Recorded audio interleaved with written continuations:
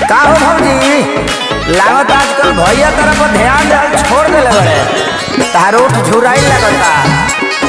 हाँ जाना तनी पश्चिम टोला ढेर जाता रे अपन ट्रैक्टर और थ्रेसर लेके।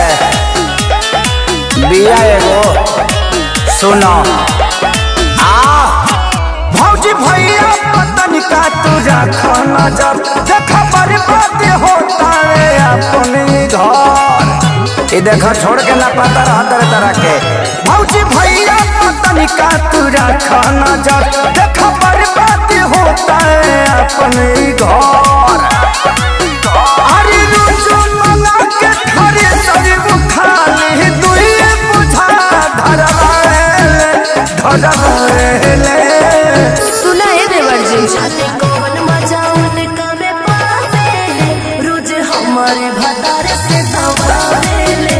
जाने कौन मजा उनका में पावेले रोज हमारे भतार से दबावेले।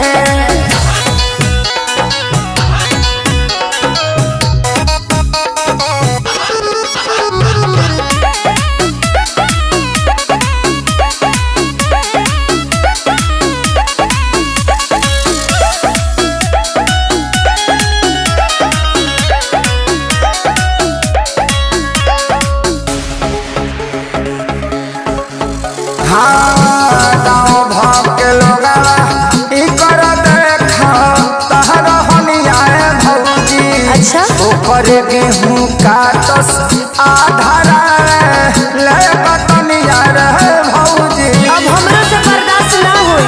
सुनी इहे तो बतिया नाही हम के बुझाला कुछ त जरूर बाटे गड़ा बड़ घोटाला।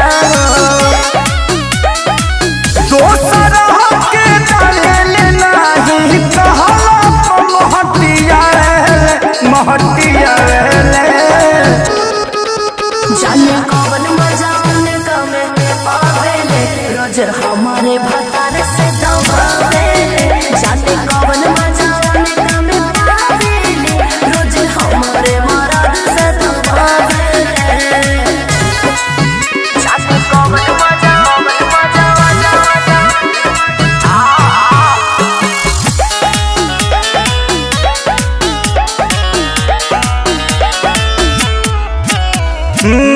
तोहर छोड़ी उनका पहना तो सारा के हक बा। जब से हलते कटर करे कटर पोशाक बा। जाने कवन चीज बिया घोरी के पिया वाले हो माने ना खेसारी से बिना बहतिया वाले हो। अरे मोनू अनिल के सगी लगे तिकोड़ हक चटनी चटाए जाने कवन मजा उनका में पावेले रोज हमारे भतार से दबावेले। जाने कवन मजा उनका में पावेले रोज हमारे मराद से दबावेले। आवेद आज उनके घरे उनकर अच्छे से हिसाब लेता नहीं।